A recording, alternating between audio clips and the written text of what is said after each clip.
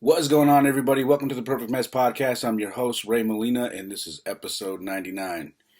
Yeah, I know it's been quite some time since I've dropped an episode. It's probably been a couple of weeks, to be honest. Uh, but I hope you guys are doing well. I hope this episode finds you in good health, and that you guys are doing okay. All right. Before we jump off into this episode, let me pass you on my socials, things you can follow me on, and things you should check out. All right, my Instagram is at it's Ray Molina. That is also my TikTok. My The podcast is on Instagram as well, and it's at the Perfect Mess Pod. And the YouTube is youtube.com/, at the Perfect Mess Pod. Please make sure to subscribe there and make sure to hit the notification bell right over in the corner so you get notifications for any videos that I put up. That's the shorts, the excerpts, any TikTok videos that I have if you're not on TikTok, I will share them on YouTube as well. And then you'll get full episodes like this one here on YouTube as well. So please make sure to subscribe as I am trying to grow that as well. All right. Let's see. I'm also on Twitter, and my Twitter handle is I am Ray Molina. All right. My Instagram is at It's Ray Molina. My Twitter handle is I am Ray Molina. All right. My website is raymolina.com. And speaking of the website, we've got all new gear back. Well, actually, I've reprinted new gear. So some of the shirts you guys were asking about, the vaccine passport T-shirt with the gun on the across the chest, and the flag on the shoulder, that has been reprinted. I've got it in a few different colors. I believe I have army green, red, white, and black, and then I also have a few other T-shirts that are available as well. So there's a lot of different merch up there. So you can go to my website again, raymolina.com, hit the store, and you will see the T-shirts. Everything is in stock, and we have sizes, I believe, extra small to 3XL. And these are unisex T-shirts, so they will fit men and women. All right. So I know I've had a few ladies ask me on my Instagram if they are ladies. If there are lady versions, and these are unisex. So make sure to check out the website. I have a lot of other stuff that I'm going to be putting up soon. So I'll be pushing gear a lot more this year. All right, so stay with me on that. Other than that, make sure you join the email list. If you are not on my email list, go to my website, raymolina.com. I believe there's a pop-up that will give you 10% off on anything on my website. Enter your email address there. It'll give you a code, and you can use that 10% to enter into the store once you purchase something and you get ready to check out. You put that code in, and it'll give you 10% off. Okay. Aside from that, what the email list will do it will give you any write-ups and blogs and stuff that I release. You'll actually get those. You'll get access to those, and then I also email out some of the blogs that I do. As an inspiration to kind of help out and try to pick up your spirits from time to time. So, again, raymolina.com is the website. Add yourself to my email list, and I look forward to seeing you guys over there. All right. Gosh, and I don't know where you're at, but in California, man, it's finally stopped raining, and I'm pretty happy about it because I am over the rain. I don't mind the rain. I'm not one of the typical Californians who complains about rain, because I definitely believe that we need it, and I don't mind it too much. But when it has been pounding away like it has been for the last, I don't know how many months, it has been painful. A lot of the stuff that I do for my business, I have to be outside so I can get stuff done when it comes to like the furniture restoration. I'm outside, I'm sanding, I'm repairing, I'm painting. I don't actually have a shop, so I do that from home. So when it's raining, it kind of kills the vibe. You know what I mean? So I'm just glad that we got some sunshine now. I'm already hearing a lot of people complaining about how hot it is, and it's just funny. It's typical California, right? We complain when it rains too much. We complain when it's too hot. We're always complaining about something. So I'm happy. If you're somewhere else and you have bad weather, I feel sorry for you, man, because we're starting to get that typical California weather out here in April, and I'm pretty excited about it.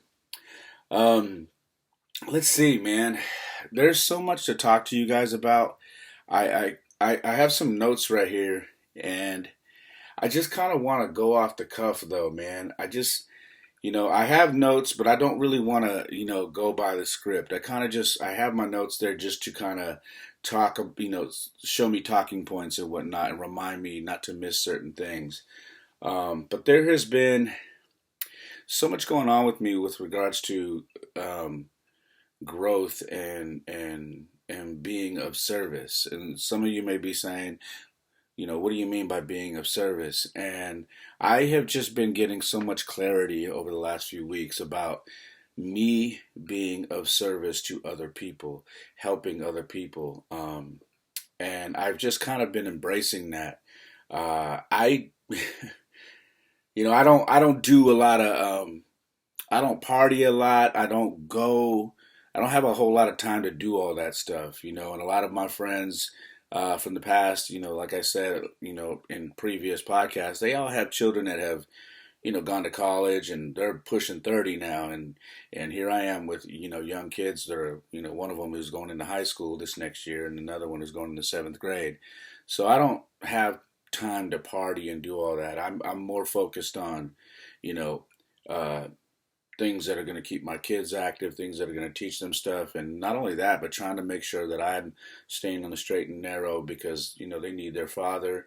I'm making sure that my relationship with their mom is all good with us co-parenting, and it's just something that I focus on.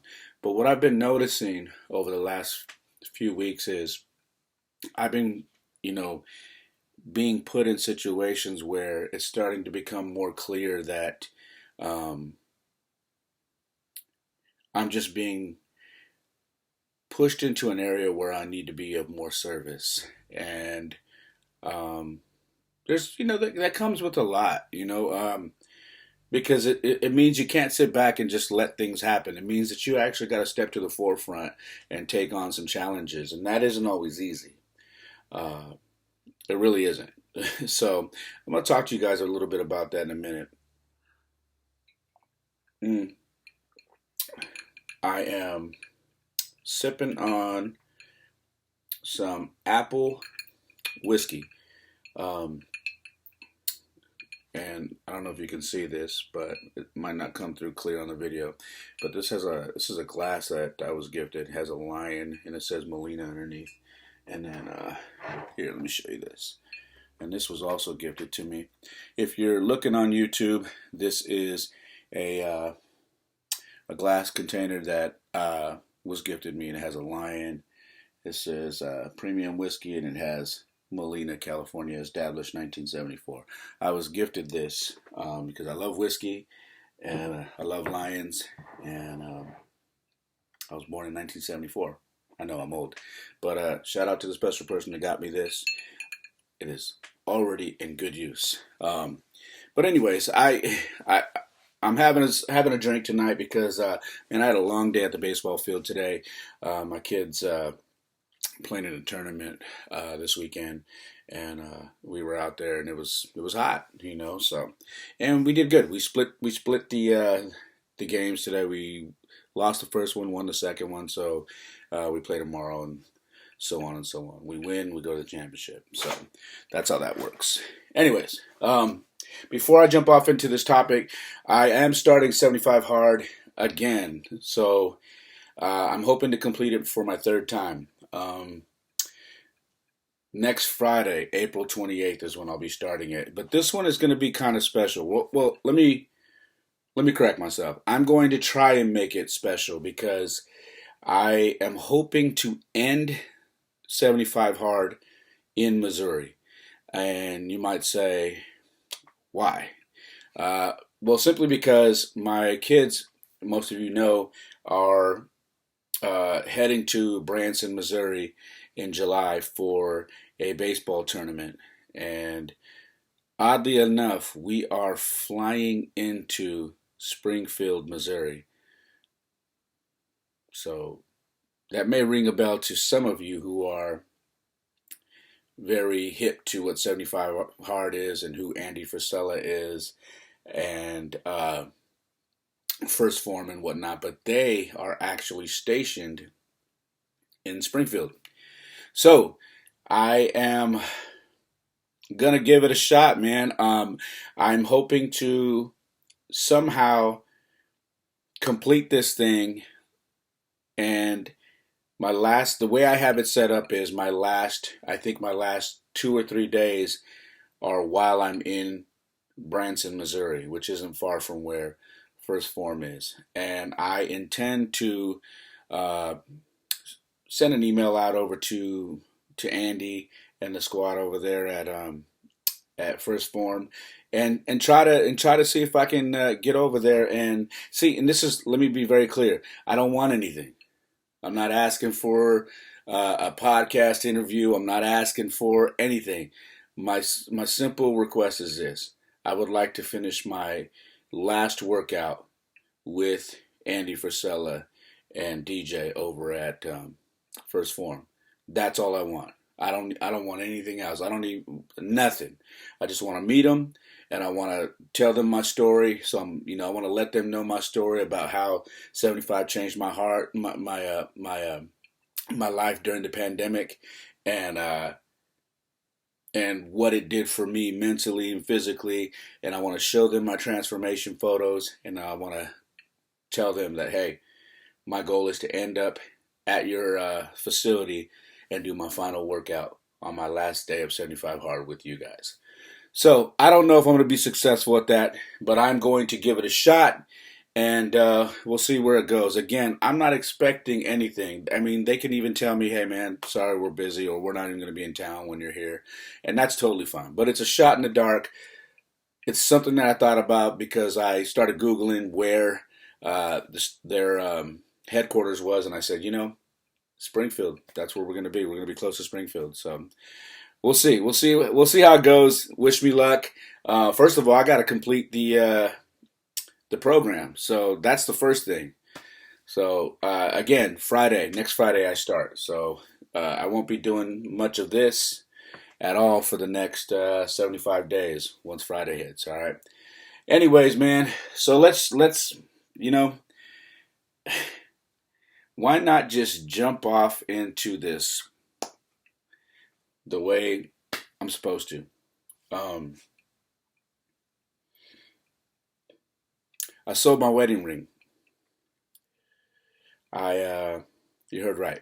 I finally sold my wedding ring. Uh,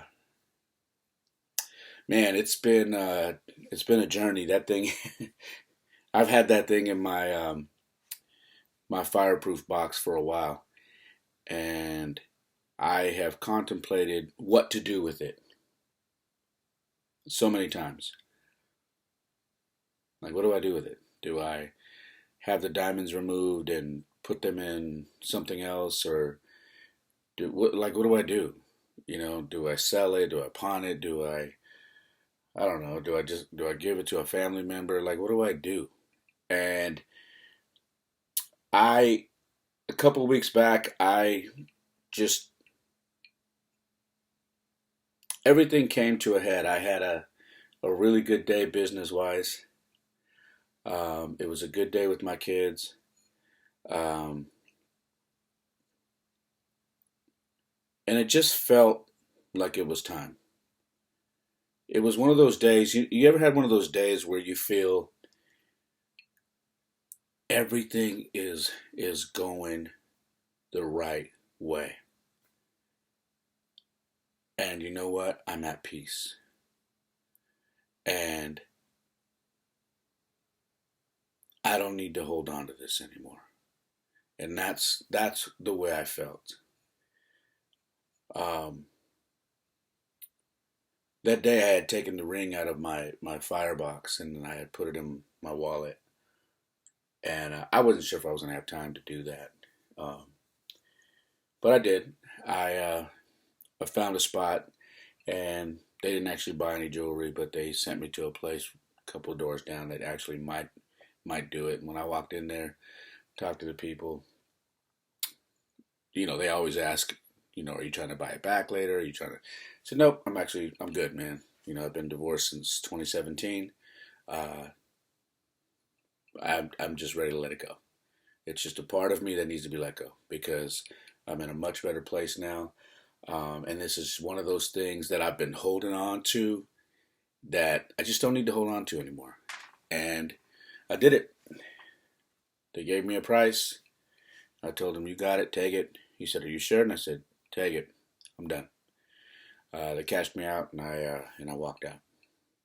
And that was that. And when I walked out, I felt good. Um, I wasn't emotional, and it just felt like it was supposed to happen. That's what was supposed to happen. So I wasn't mad about it. I wasn't sad about it. I didn't feel like I needed a moment, any of that. It was kind of like, cool, that needed to happen. I'm good now. And it was just one more door that I closed from the past. And that's necessary for us to move forward. I've talked about that plenty of times on here where I've said, in order to move forward, you have to let things go. You cannot keep dwelling in the past. You cannot keep living in the past. You have to close doors. You have to accept the fact that things are not the same. And you got to move forward. And in order to do that, that was something that I needed to do. So I did it. It was time. And that's that. Something that me and my kids did last week, or actually on Easter, a week and a half ago, is we renewed our baptism. It's been 5 years, and we renewed our baptism. And I remember being in church, and they were talking about doing baptizing people.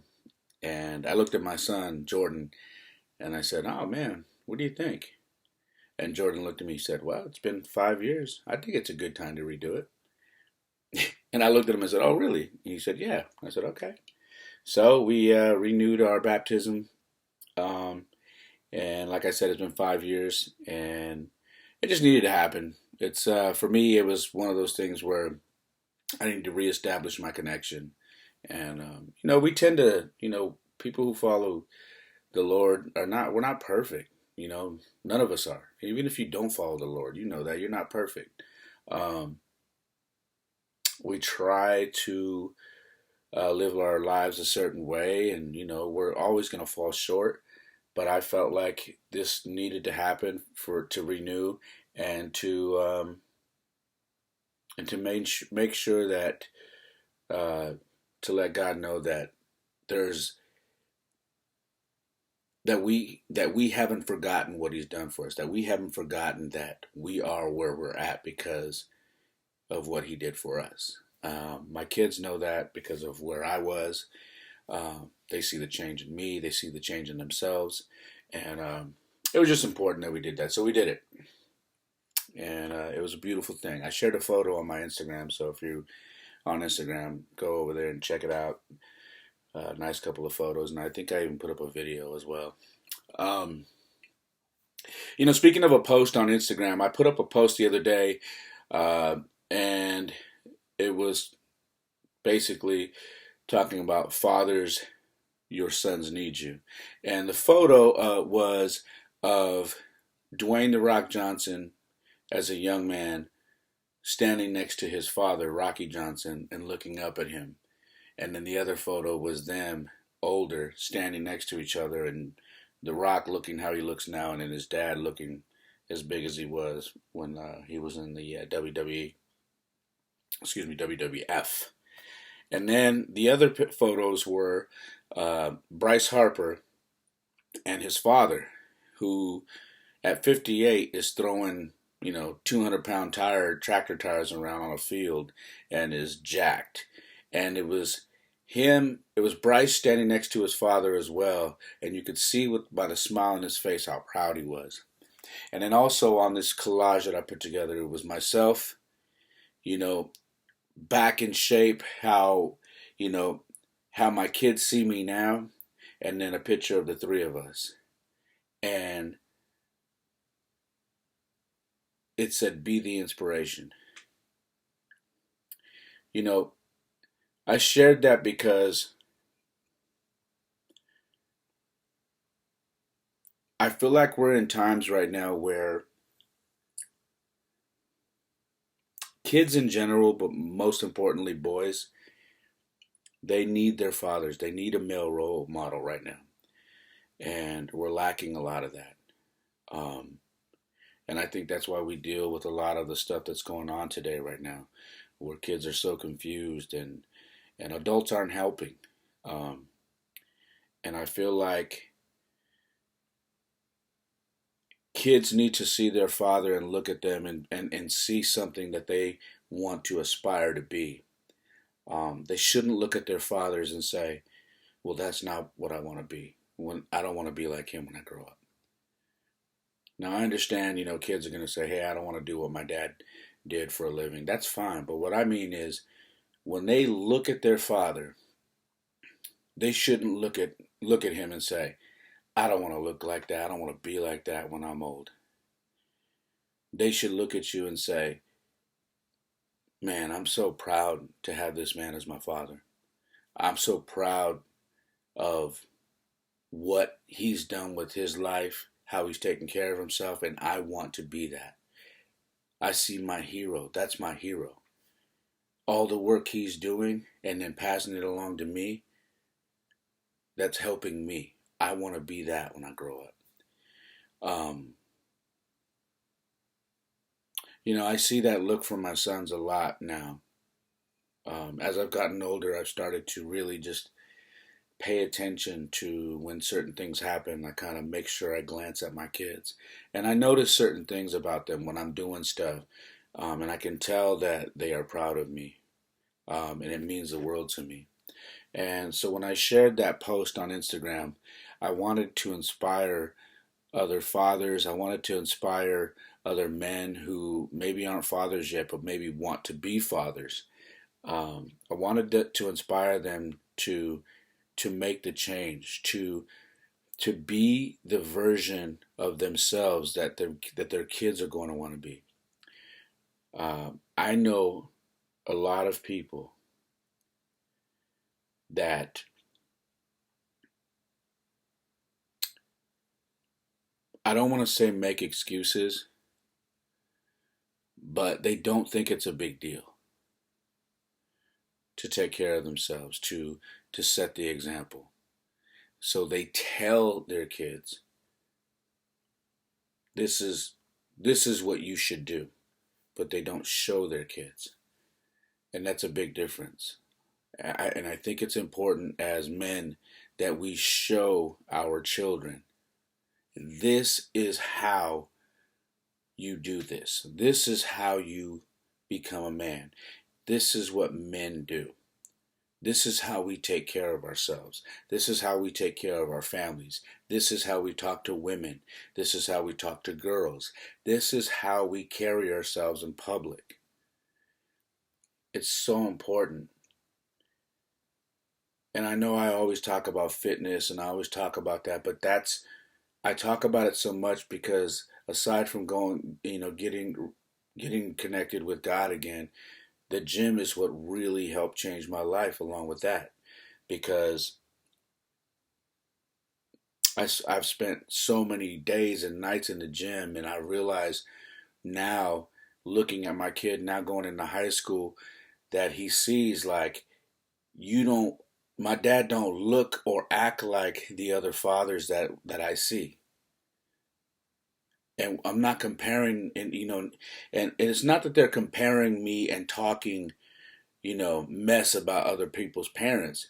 It's just they're saying my dad has done the work to be active in our lives. And I'm not talking about just being around. See, a lot of people think being active as a father is being around, and that's part of it. Like being around is part of it. But actually being active and doing things and physically going out there and showing these kids how to do things and doing it with them alongside them, that's also being active. And I think that might be one of the most important parts to being a father. And we talk about being of service. Part of me being of service is using my experience, using the things that I've gone through, using the knowledge that I have, and sharing it with not just my kids, but with other people, whether it be fathers, whether it be mothers, whether it be other kids, whether it be you name it. Part of being of service is sharing these things. Um, I do this thing where, and I think I've talked about it on here a few times. Uh, is on Saturdays I go to the gym early now, like super early. Um, and what I've started doing, and this kind of wasn't my plan. It wasn't like something that I thought about. It was just something that I was like, I'm gonna reach out to somebody, see if someone wants to work out early in the morning with me.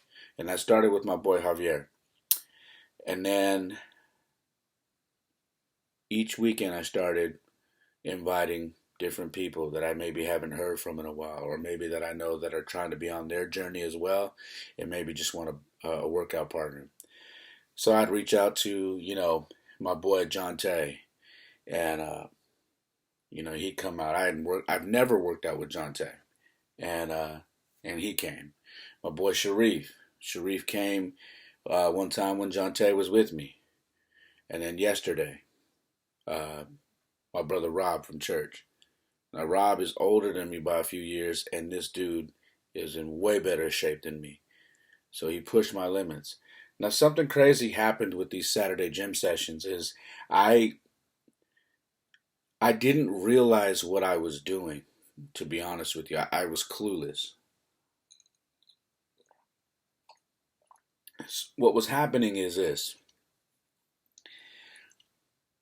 It became a fellowship.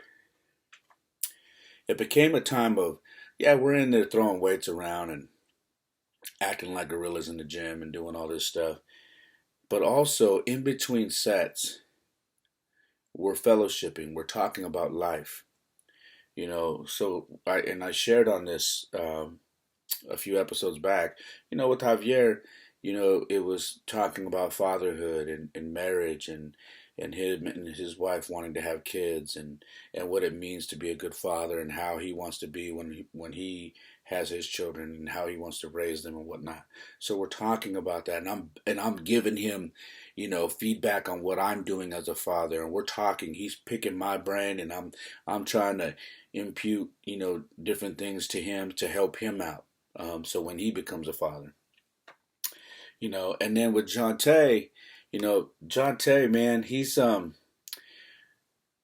just he's so full of love. He loves the Lord as well, and he's always on some trying to help people get better as well.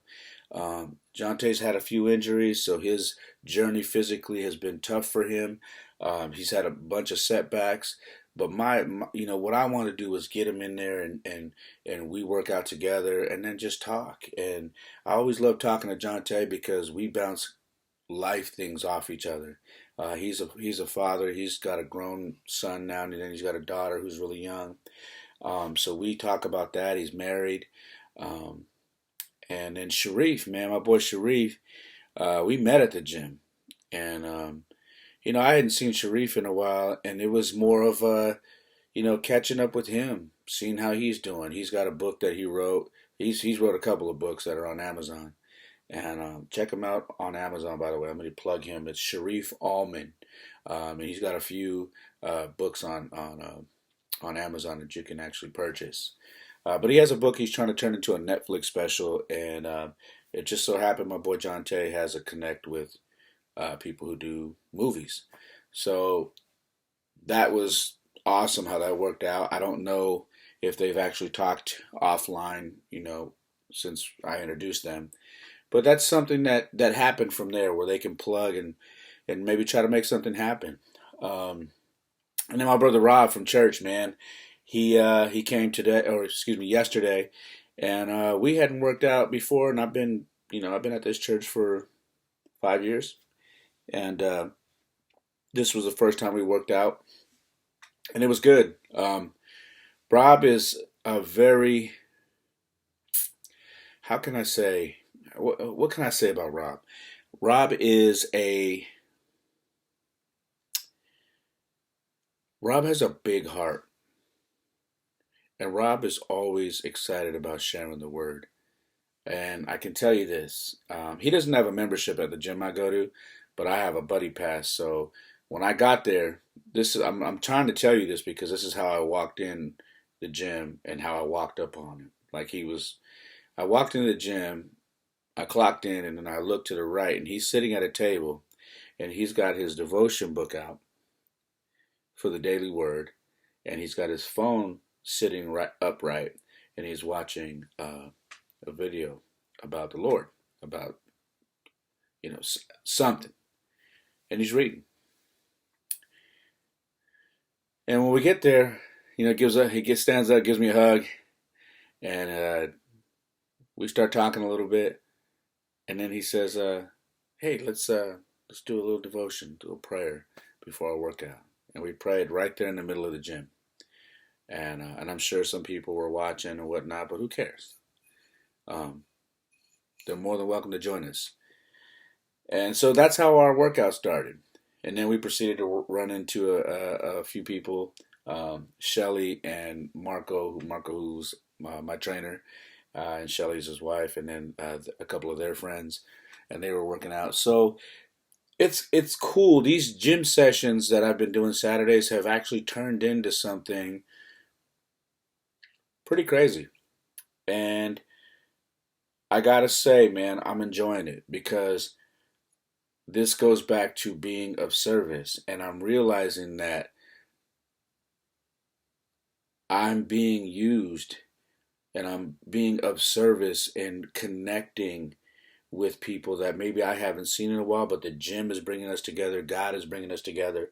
And, um, and then we're fellowshipping and we're talking about life and we're helping each other out.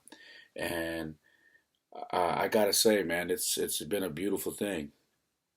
Um, so yeah, if you're listening or watching and you know me, maybe you don't know me, uh, and this is something you might be interested in, let me know. I have no problem meeting new people and helping out and getting to know people. As a matter of fact, I enjoy that. So Javier, the guy I mentioned first, is someone that I met through the podcast. So that should tell you a little bit about me. Um, speaking of the gym, I've been taking my boys to the gym. You guys have seen that. I've talked about that. But not only that, I have been taking my son's friends to the gym as well. Um, when I go with the older kids who are in high school, usually Jaden will stay back because I only have a buddy pass for two. So that means my son, Jordan, comes and then we'll bring one of his friends.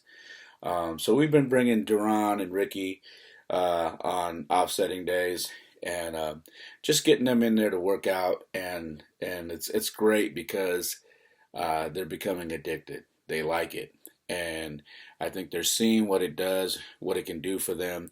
I think because all of my son's friends are athletic and they're into sports, um, the fact that they have someone to not only go to the gym with, but also teach them about lifting and doing things the proper way and what it could do for them in baseball or football, whatever sport they're playing. I think they like that. And honestly, man, I feel very blessed to be able to do that because I know what it meant to me to have a really good coach growing up, a coach that actually gave a damn about me, that wanted to see the best out of me, and always knew how to pull the best out of me. Even when I didn't think I had it, they just knew how to get it out of me.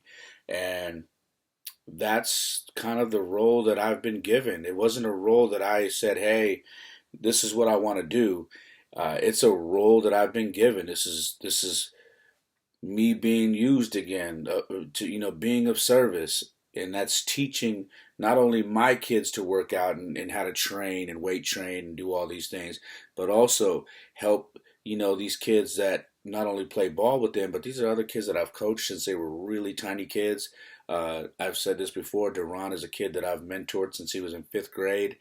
Uh, so I'm, again, talking about being in service, being of service. This is me being of service to other kids, and their parents sending me messages saying, "Hey, thank you so much for always including my son. Thank you so much for always trying to help him get better and whatnot." And that's just been a blessing, man. As now it's to the point it's like, "Hey, can we go to the gym?" I'm like, "Hey, I only got one buddy pass, so I already said I would take him. Oh, I want to go. Okay, well, maybe find out if your mom or dad can get you a membership, and then we could all start going as a big group."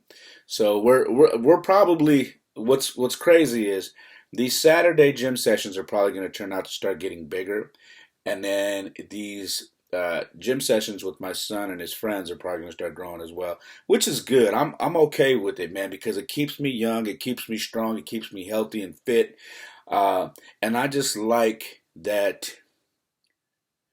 I mean, can we take the cheat off? I'm human, man. I like feeling like people need me. People want me around. Isn't that part of life? Don't we, everybody wants to make sure that they feel needed. Like, hey, people need me around. They want me around. Why? Because I'm providing a service, and I'm not, I think it's a lot of depression that's going on these days is because a lot of people don't feel like they fit in. They don't feel wanted. They don't feel needed.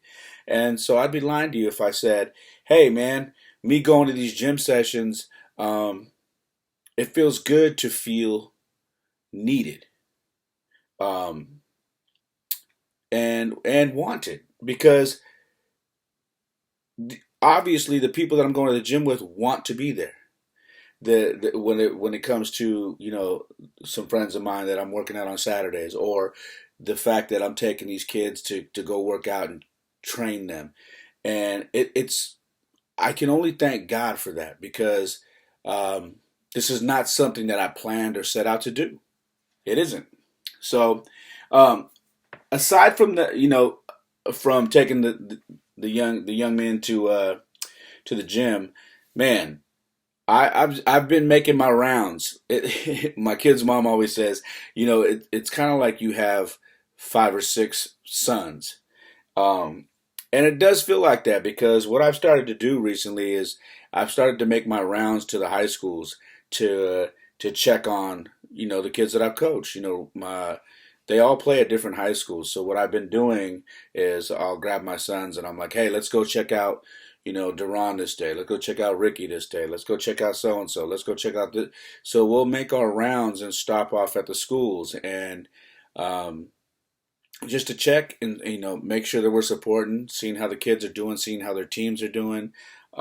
Listen to their gripes. They always have gripes. You always hear, "Coach, this our coach isn't very good. Our coach this, our coach that. He doesn't do it like you do it." And they're always gonna say that. But it's been really cool, man, to kind of just watch these kids grow, become strong young men, and now transition into the high school phase of their sports journey. And I'm looking forward to it, because my son Jordan is starting his high school journey next year. So I'm very excited about that. Aside from that, man, I and I don't need to do this thing again. I finished Mission Peak, and I'm telling you about Mission Peak because I did Mission Peak with my son Jordan and his friend Ricky, who's another kid that I coach, and we finished it. And I'll be honest with you, man. I do a lot of hikes. I've got a lot of hiking under my belt, and this was the hardest hike I've done. And then when I got to the top with the boys, we found out that we actually went the hard way, because somebody had asked us, "Which way did you guys come?" We're like, "Oh, over there." Like, "Oh, you went the hard way. You should have came this way." And I knew it. I knew it because I felt it. I had to take so many breaks. My legs were cramping up. I had to massage my legs and then get back up to it and start hiking again. And I mean, I was having all kinds of issues, but um, I didn't want to give up. And I made sure to push through. The boys did fantastic, man. Jordy and Ricky kicked ass. They did really well. I was proud of them. it was hard for them as well, but they kicked ass, and it was really cool to see. So we went up there to the top, Mission Peak. We did the typical photo with the pole that they have up there that people climb up and pose, so you can see the Bay Area behind them and whatnot. So we did that, and I dedicated that hike to my boy Kingsley, who passed away during the pandemic. He had a illness that he was dealing with prior to the pandemic, um, and he passed away. And during the last time I had spoke to him, his family, his boys, and his wife were at Mission Peak to do the hike, and he wasn't able to complete it, so he had to finish it. He had to stop and go back down because he just couldn't finish it, um, and his family did. And when I messaged him on Instagram, I asked him about it, and he said, "Yeah, I couldn't finish it, man. It was too hard for me, and being that I'm not super healthy with my sickness, I just couldn't do it. It wasn't safe, so I had to go back down." And I remember having that conversation with him, and it never left me because I know how bad he wanted to do it, um,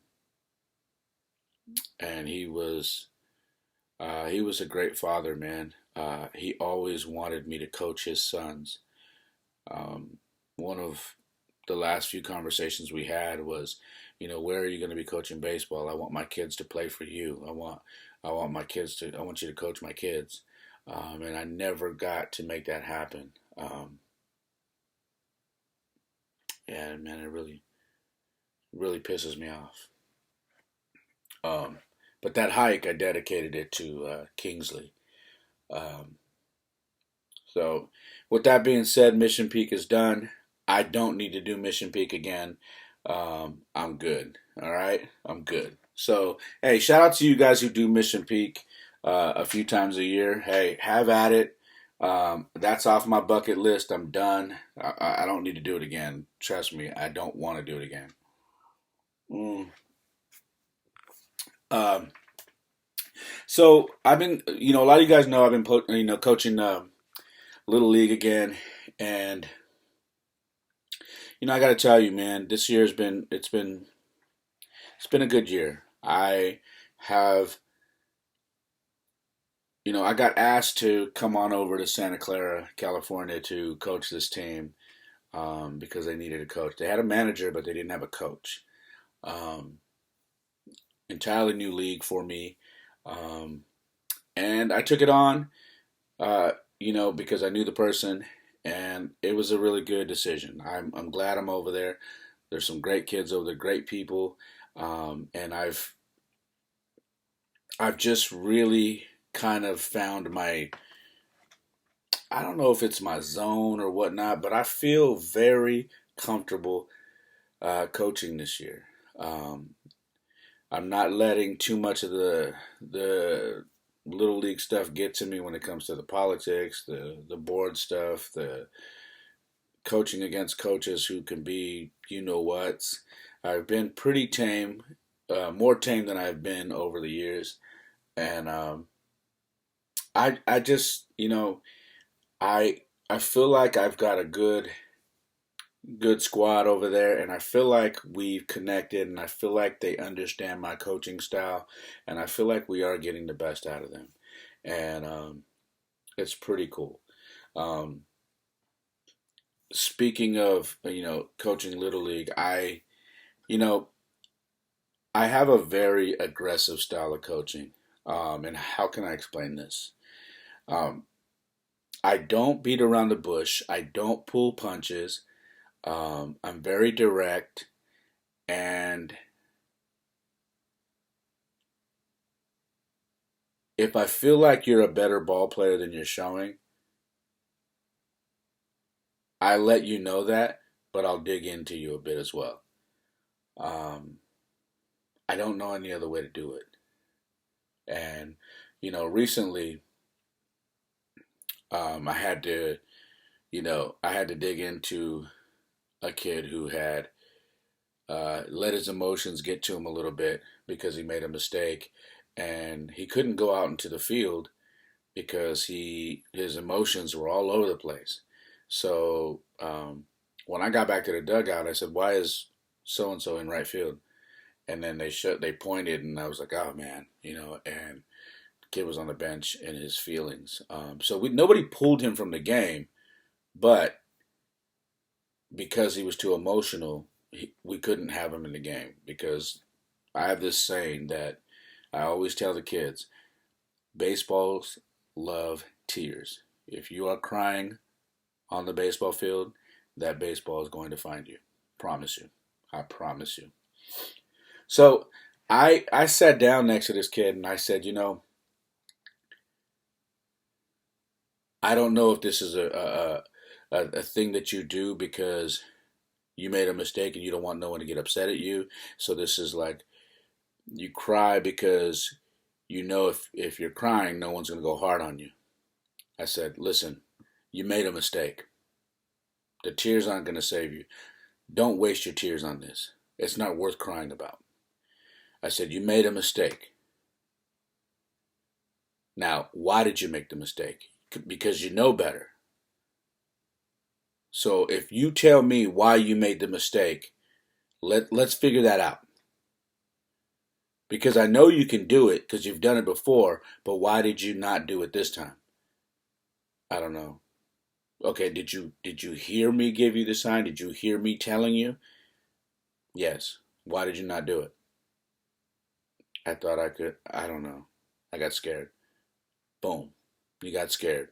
So when you got scared, you started thinking too much instead of just doing what you're naturally supposed to do. You hear me, do exactly what I tell you to do. I said, now if you would have done that, you'd have been in there, you'd have been safe, there would be no problem. But you didn't. I said, now you have taken yourself out of the game because none of us pulled you out of the game. But you've taken yourself out of the game because you are now in your feelings, feeling sorry for yourself. This is not going to cut it. That's not how this works. You don't get to sit down and get in your feelings and then no one tell you anything because you're crying already. No, I'm still going to be the one to tell you.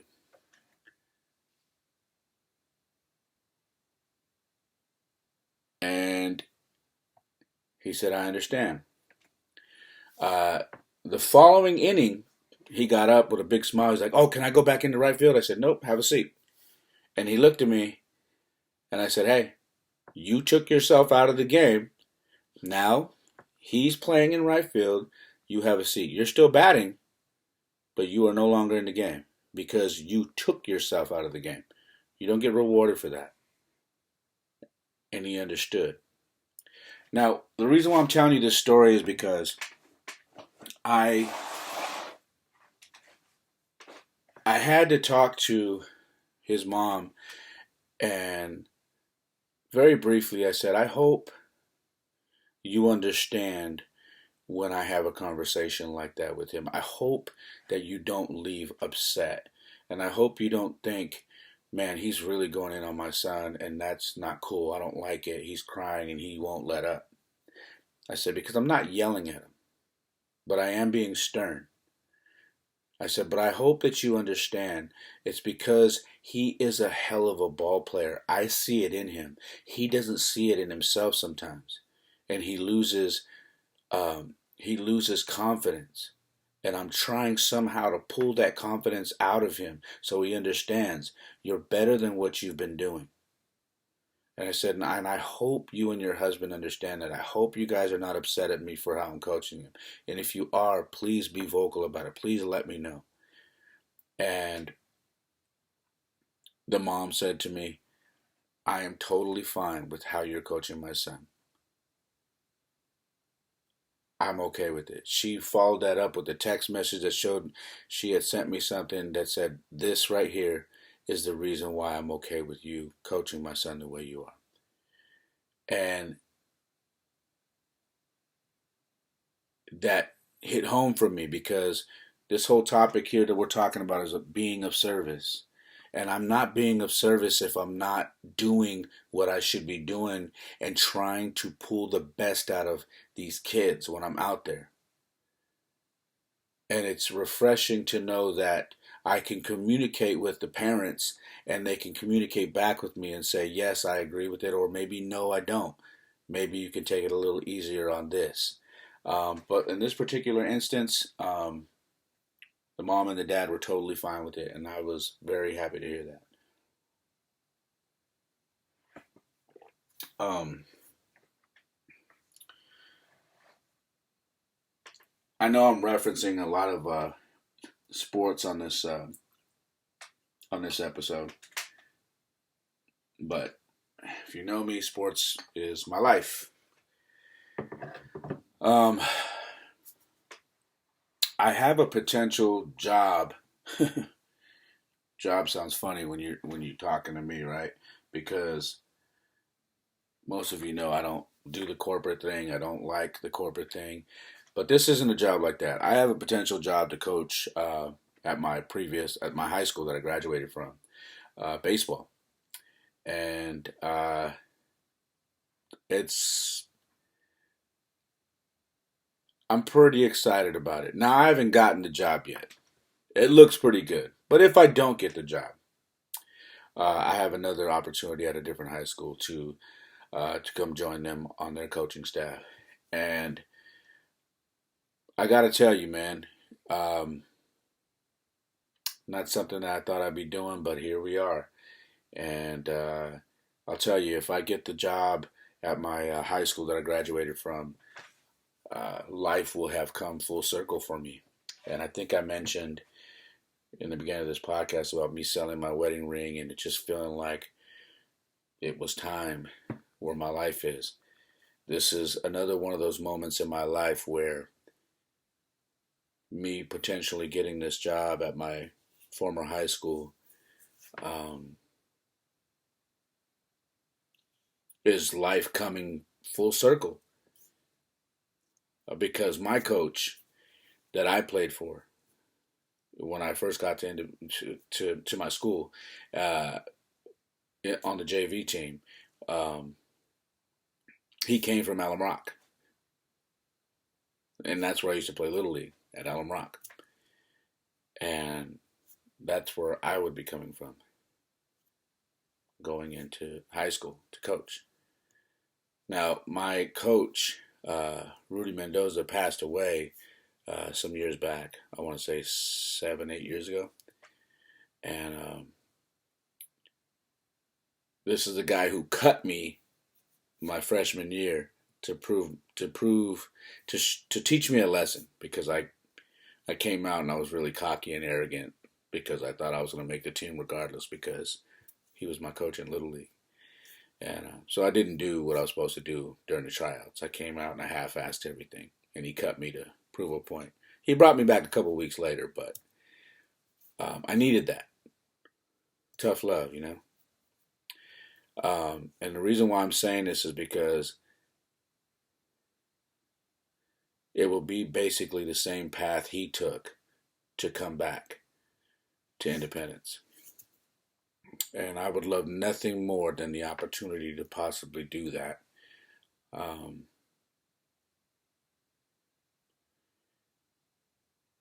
Not just for myself, but for his memory. Um, because anybody who played for Rudy knows that he was a hell of a guy, man. He was a hell of a coach. And he loved all of us, man. You want to talk about having a bunch of kids that were like his sons? That man had a lot of young men that were like his sons. Very good coach. You know, all of this is rolling into um, just service. Everything on this podcast is service. Um, and I recently got reached out. You know, someone reached out to me. Another kid I had trained on the side uh, to start his high school journey this year. Um, his dad messaged me and says, "Hey, I have somebody who has a son that they need. They'd like to see if they could do some one-on-one baseball training to get prepared on a lot of stuff, hitting, drills, fielding, all that stuff." I'd like to see if we can hire you. Now, I train my kids. I run my kids through all these different drills. I coach, obviously, and it had just so happened that I had spoke to our travel ball team coach, and I had asked him about um, what he charges outside of travel ball to train kids, and he had just talked to me about that. So I happen to have a breakdown of what I would charge if someone messaged me, and this is how God works, right? And here comes a text message, and I just so happen to have my breakdown of what I would charge hourly and per week, etc. And I was able to send that over to this father, and he's like, "Great, looks good. Let me pass it to the parent." Um, so it's been one thing after another, man. Um, and I'm just very thankful. I don't know, man. It, everything that's been going on has been baseball related, and I'm just really thankful. I crack up because my logo for this podcast, if you have seen the logo, um, it's a picture of my face, and my head has a bunch of things coming out of my head, and it's all things that are, you know, that make me who I am, and one of them is a baseball, and it's just my love for the game, my kids' love for the game. We are a baseball family, and um, it's like a love story, man. I don't know how else to explain it. Baseball is such a big part of our lives, and if I feel like it's just, I don't know, being rewarded for that by getting all these things sent my way. You know what I mean? Um, Anyways, a couple of cool things though, man, is with regards to, I haven't even really talked about my own kids on this podcast, but with regards to my own kids and me coaching and training, got a couple of small victories, man. My son Jaden has, he has struggled um, in little league hitting this year. Mm, it's not that he's striking out, because we've actually fixed that. In I think 9 games, he's only got 3 strikeouts. So it's not that he's striking out, um, but he hasn't been hitting the ball. Like he'll get hit by a pitch, or he'll get walked, or he'll hit the ball and it won't be for much power.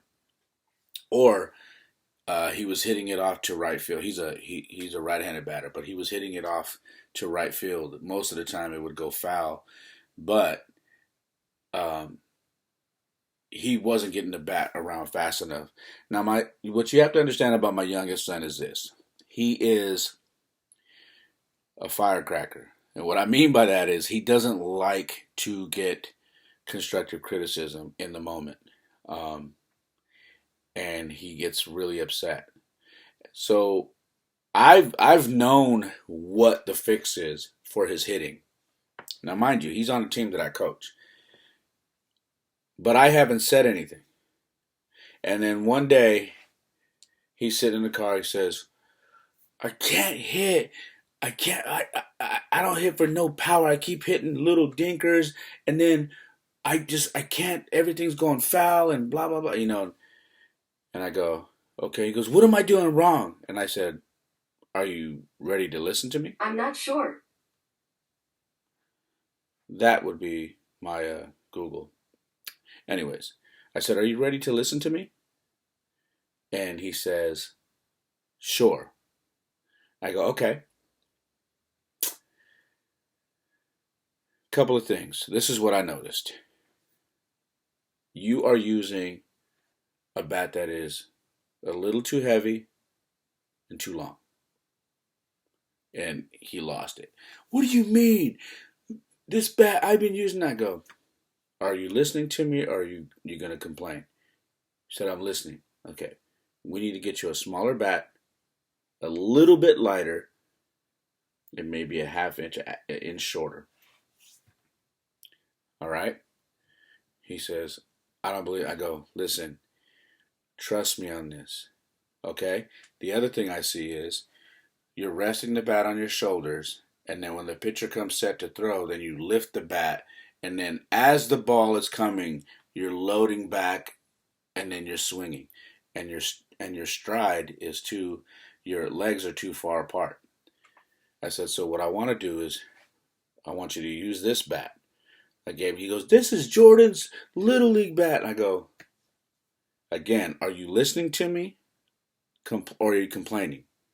I said, look, I'm gonna put some lizard skin is the tape that you put around the handle to give it some padding. I said, so I'm gonna put some new lizard skin on this bat. This is the bat I want you to use. Okay? I said, I want you to close your stance. I want you to get that bat off your shoulders, and I want you to load. Keep your hands back. What proceeded to happen with this kid was he started to, okay, he was like, I'm not getting on yet. But what happened was he was hitting the ball up the middle.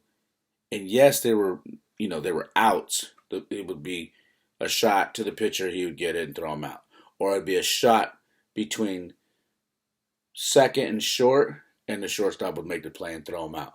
But he was getting the bat around faster. I said, are you seeing what I'm showing you now? That bat is a little bit lighter. You're whipping the bat around faster now. Okay, the balls are not going off to right field. So now instead of hitting to right field or foul all the time, the ball is now more center. So what that tells me is it's working. You're now swinging the bat faster, getting it through the strike zone and driving the ball, and it's going up the middle. He's like, yeah, but I haven't got a hit. I said, you're not listening to me. They will find a hole. Keep hitting the ball. Just keep doing what you're doing. What do you know? Boom, he starts hitting. Boom, starts hitting. The other game, smacks a double to the fence.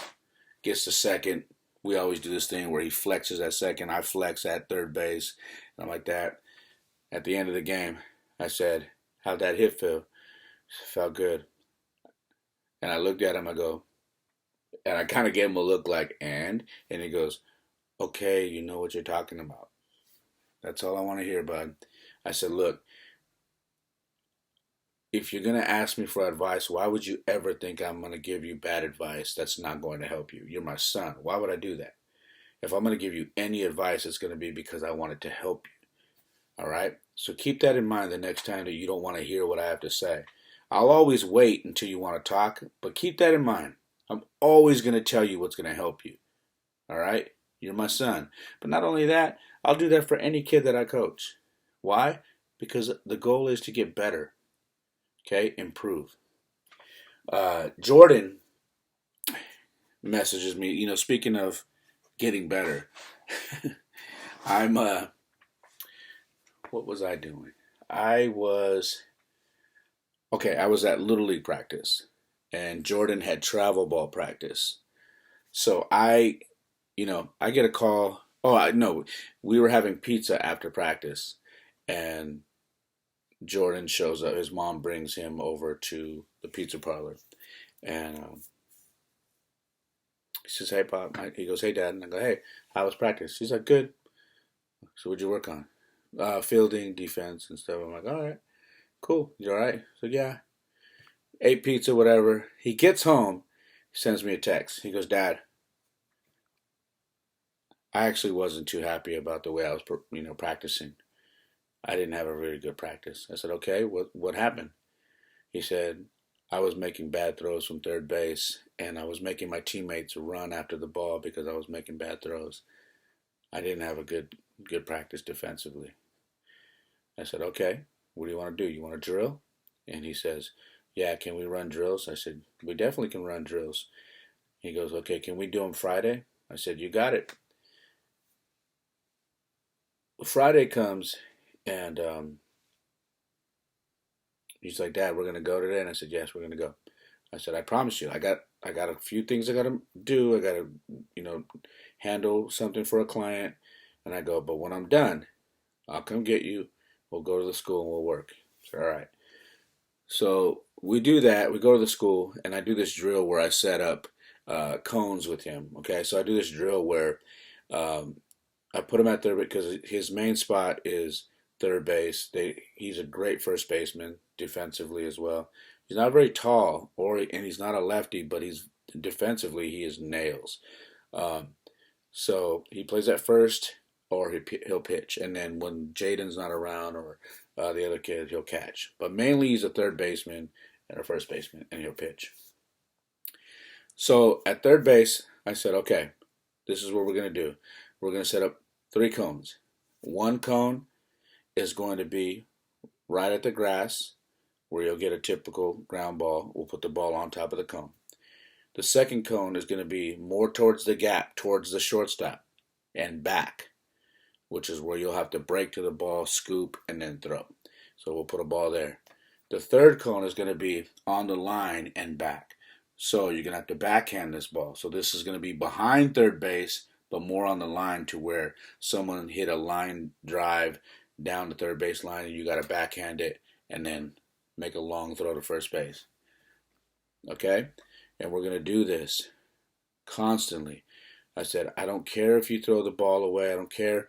We're working on your arm strength. I said, and we're working on you getting used to this throw. You just had a bad day at practice. I said, now I'm going to stand at first base. Okay? And then when I say go, this is not a speed drill. Okay? This is an accuracy drill. I said, you go get the first one. Boom. Set your feet. Make the throw. Go back to the middle cone, which is where you'll start from. Set yourself. And when you're ready, go to the next cone.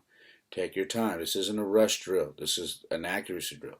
So we do this, and we do a few buckets of balls, And he's like, I'm not making the throw. I said, relax. This is why we're here. We're here at practice to get better. If you are getting frustrated here at practice, you're not going to get better. You have to shake it off and understand this is why we're here. You struggled at practice. Now we're drilling. You can't let your emotions and your anger get you here as well. We're here to drill till we get better. I go, you read the Kobe book, right? He said, yeah, Black Mamba. I said, right. What did Kobe say in that book? He said Kobe Bryant would shoot, 1,000 shots. All right, 1,000 shots a day, right? Right. I said, you're doing a couple of buckets. You got to learn to control your temper. Don't be upset. Okay? It's fine. We'll get it down. And then after today, we'll come back. We'll work on it again until we'll have this throw down to where it's going to be cake for you. But we'll do this drill all the time. He said, all right. When we were done, I was watching him pick the balls up and whatnot, and I kind of stood there. Now, what you got to understand is we were on the field that I played a lot of Little League games on, and also that I played JV baseball on. This was the same field. And I mentioned full circle, right? Again, this is life showing me everything's coming full circle. And I just watched him picking up the balls and putting them in the bucket. And I said, when I'm gone, this is what he's going to remember. Days like this, he's going to remember. My dad would go and drill with me after I had a bad practice. He would sit with me and talk with me about how I can get better. And then we would set up cones and my dad would drill with me. And that meant the world to me. And then when he was done, he would take me home to my mom's house. And then he would go to work.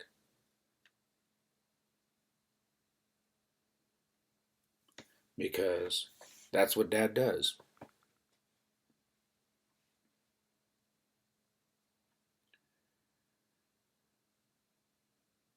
The biggest part of being a father is being of service. Yeah, you got to be there to be of service. But I feel like the biggest part of being a father is being of service. What are you teaching your kids? What are you showing them? Are you having conversations with them? Are you talking to them, or are you talking at them? Talking to them? Or are you talking with them?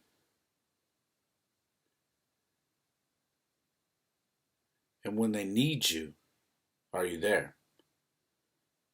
When something's getting a little funky, are you taking time out of your life to sit down and help them figure that out?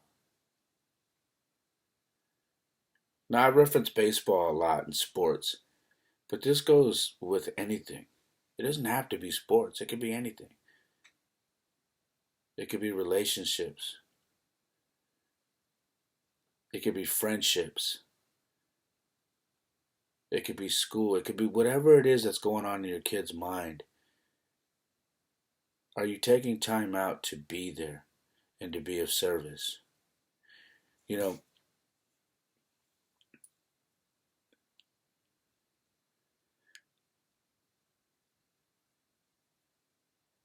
I've been alive for going on 49 years. And all those years don't mean nothing if I'm not using all those years of experience to be of service to my children. Let me say that again. I personally have been alive for going on 49 years. And all of those years mean nothing if I have not taken what I've learned in those years and using them and being of service to my children, to teach them about life, to teach them about everything that I've gone through, ups, downs, and how they can be better.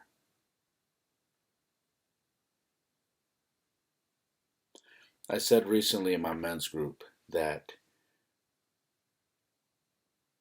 one of the things I've learned is patience and how to slow things down.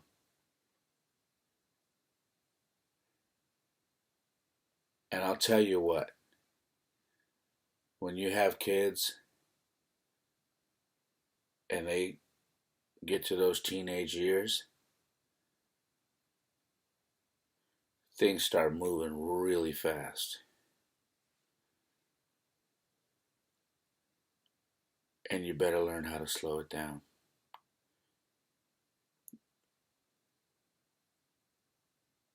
You gotta learn how to slow it down. You gotta take time with them. You gotta be with them. You can't be making excuses saying, I work all these hours and by the time I get home I'm tired. That's an excuse.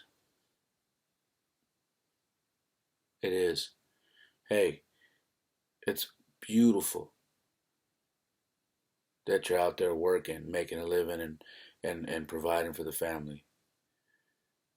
But unfortunately, and this is gonna be hard to hear, it's not enough. You have to find a way to be of service to your children aside from just providing a paycheck and a roof. A lot of people think I provide the roof and I pay the bills. All of this is because of me. But when that's your mentality, you miss out on the fact that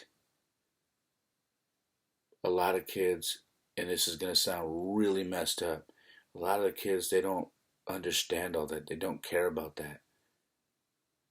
They should, but they're kids. What they care about is, when's the last time you sat and talked with me and asked me how I felt? When's the last time you went and, you know, to one of my games and then talked to me about what I did wrong or what I did right?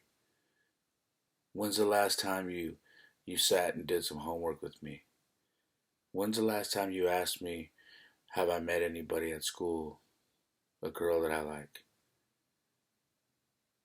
When's the last time you asked me,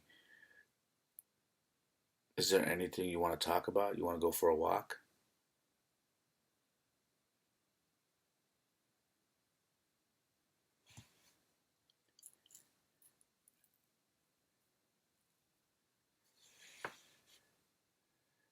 I think it's important that we understand that we have to be of service to our children.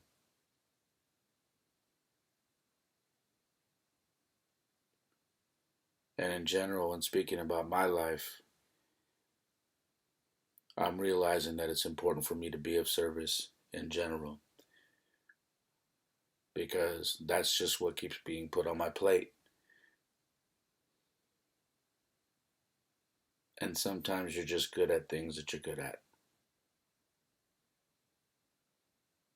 And that's the way life works sometimes. Sometimes you're just good at the things that you're good at. And that's what you got to do. And for me, it's being of service. It's coaching. It's connecting people. It's trying to help people reach their peak while I'm still trying to reach mine. There are no finish lines. Okay, there are goals. And once you reach your goal, you set the next goal. The only finish line is when you take that dirt nap. That's the finish line.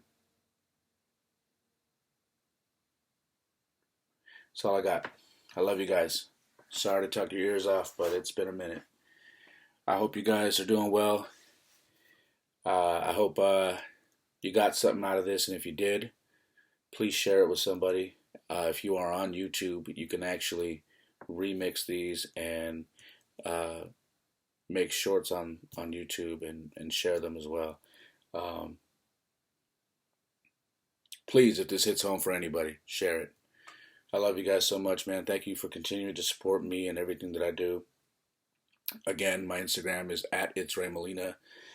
That is also my TikTok. The podcast is on Instagram at The Perfect Mess Pod. YouTube is youtube.com/at The Perfect Mess Pod. Please hit subscribe and the notification bell to get all the notifications of any videos that I put up. My website is raymolina.com. I have an email list there that I would love for you to join so I can stay in contact with you guys. I've got all new gear, t-shirts up there. They're all in stock. Everything you see is in stock. So please go over there, check them out, and support your boy. I appreciate you. And one more thing, we are still collecting some, and I'm only bringing this up because someone messaged me and asked me if we are still taking donations for my kids' baseball trip to the Midwest, and yes, we are. So if you would like to do that, I do accept Venmo, Cash App, and Zelle. So you can send me a message on Instagram or shoot me an email. And I'd love to hear from you guys, all right? And like I said, anything helps. So whatever you want to donate, I'm not going to give you a dollar amount. Whatever you want to donate helps, all right? This is all going towards the kids and the team to try to get them out there and cover as many of the expenses that we can, all right? Again, I love you guys, man. Like I always say, my life isn't perfect. Oftentimes, it is a mess. But for me, it is the perfect mess. Peace.